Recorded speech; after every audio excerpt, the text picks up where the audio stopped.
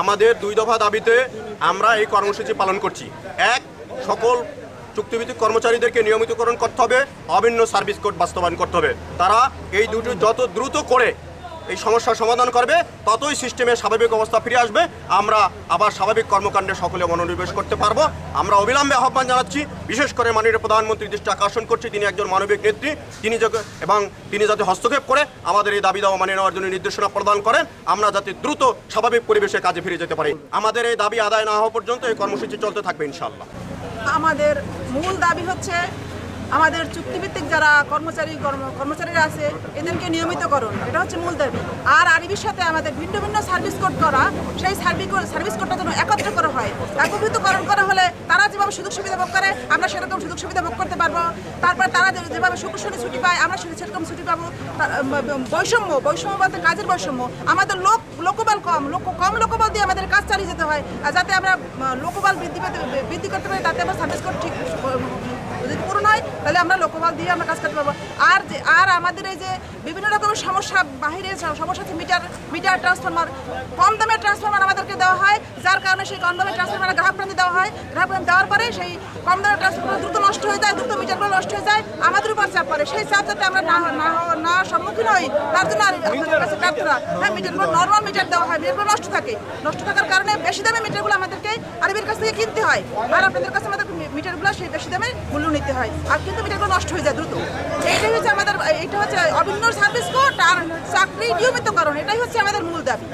আপনারা সবাই জানেন আমাদের দাবি খুবই যৌক্তিক, যে একই প্রতিষ্ঠানে দ্বৈত নীতি চলতে পারে না, দুইটা আইন চলতে পারে না। এটা মহামান্য হাইকোর্টের রায়ও আছে যে দুইটা আইন দিয়ে একটা প্রতিষ্ঠানের কোনো কর্মকর্তা কর্মচারী পরিচালিত হতে পারে না। আপনারা হয়তো জানেন আমাদের এখানে নিয়মিত কর্মকর্তা কর্মচারী রয়েছে, চুক্তিভিত্তিক রয়েছে এবং দৈনিক হাজিরা ভিত্তিক রয়েছে, এবং তারা একই টাইপের কাজ করে, একই পদে বসে যে এই দীর্ঘ সময় যে সার্ভিস দিবে, এই সার্ভিস দেওয়ার অন্তরায় রয়েছে, যেখানে মহামান্য হাইকোর্টের রায়ও রয়েছে।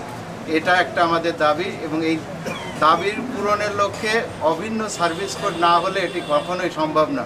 আমরা যেটা বলছি, আমাদের নিয়ন্ত্রণকারী সংস্থা বিআরইবির সেখানেও আমাদের ভাইরা আছে, বন্ধুরা আছে কর্মরত, ব্যক্তি কারোর সাথে আমাদের কোনো বিষয় সাংঘর্ষিক না।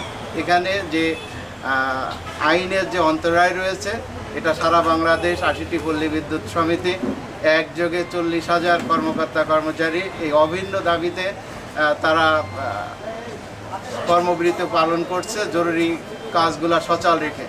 আমরা আপনাদের মাধ্যমে জানিয়ে দিতে চাই, দ্রুততার সাথে মাননীয় প্রধানমন্ত্রী সহ বিদ্যুৎ বিভাগের ঊর্ধ্বতন কর্তৃপক্ষ আশু হস্তক্ষেপে বিষয়টির সমাধান হবে, এবং আমরা আমাদের কর্মপরিবেশ স্বাভাবিক করে আমরা আমাদের কাজে ফিরে যেতে পারব।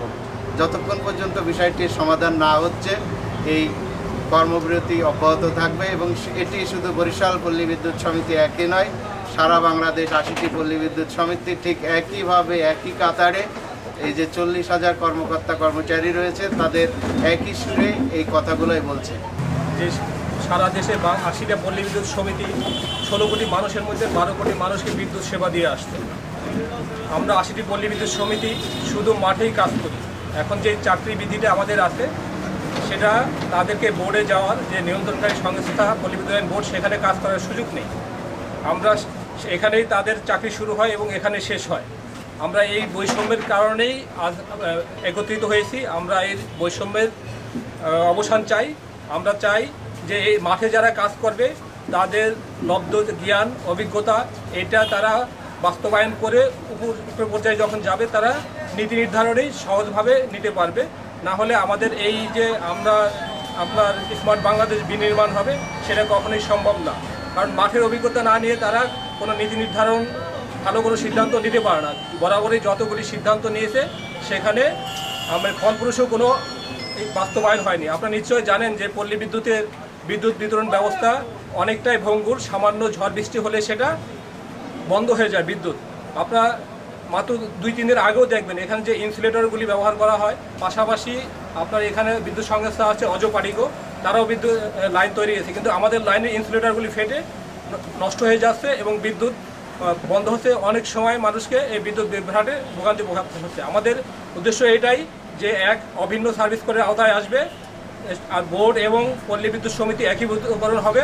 এখানে যারা মাঠে কাজ করবে তারা আবার যে আপনার যে বোর্ডে আছে তারা ওখানে যে কাজ করবে, তাহলে একীভূত হলে এই যে একটা ভালো একটা রেজাল্ট আমরা পাবো।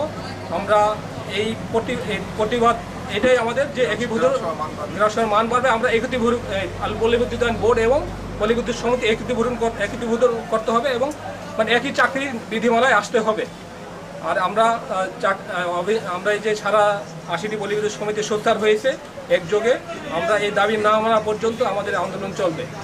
আমরা চাই প্রধানমন্ত্রী, মাননীয় বিদ্যুৎ প্রতিমন্ত্রী সচিব মহোদয়ের হস্তক্ষেপে এই বিষয়টা আশু সমাধান হোক, না হলে এই গ্রাহক সেবা অক্ষুণ্ণ রাখাটা অনেকটা দূর হয়ে পড়বে।